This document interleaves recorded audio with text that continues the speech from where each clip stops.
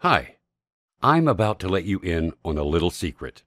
A secret that will turn your world upside down. A secret that can show you how to turn a $1,000 investment into over $20,000 in just 1 week. A secret that will then allow you to keep doing that over and over and over and over. I think you get the picture. Now, I'm not going to waste your time either. I'm going to get straight to the point right now.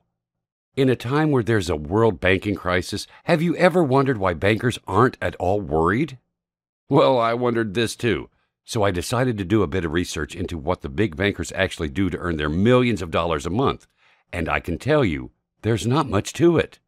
In fact, allow me to show you something. And this is something I'm guessing you've heard of before. Facebook. This chart, courtesy of Yahoo, shows a 12-month history of the Facebook stock on the NASDAQ. Now, as you can see, it's more than doubled in a year, so it doesn't take a genius to work out that the best time to have bought would have been when it was at a low point, then sold a year later at a high point, and you would have doubled your money. It's really not rocket science. You can see it right in front of you right now, can't you? It makes you ask yourself, if only I had bought in early. Now, it's pretty easy to say when you've got this information in front of you, all you need is a time machine to go back and buy when it's at a low point, right? Well, I'm pretty sure that the bankers don't have a time machine. But I'm also pretty sure that they know the difference between a market fluctuation and an upward trend. You see, where I've circled is a market fluctuation. This is where the market has gone up and down, but as an average, it's stayed around the same point. Now here, I've drawn a straight line to show the upward trend, and that's when I had my eureka moment. That moment that made me realize that there is a mathematical formula that can help you predict a rising market. You see, point A is the first indication that the stock has potential.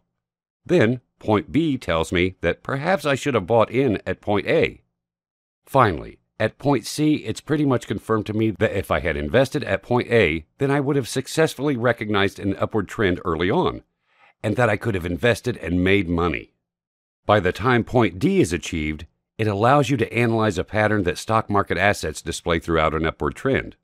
And it doesn't take a genius to visually see the way that A, B, and C appear above the line, when finally resting at point D, the cash-out point for a short-term investor. Now, what I learned from Facebook can also be applied in reverse, with downward trends, and exactly the same principle applies.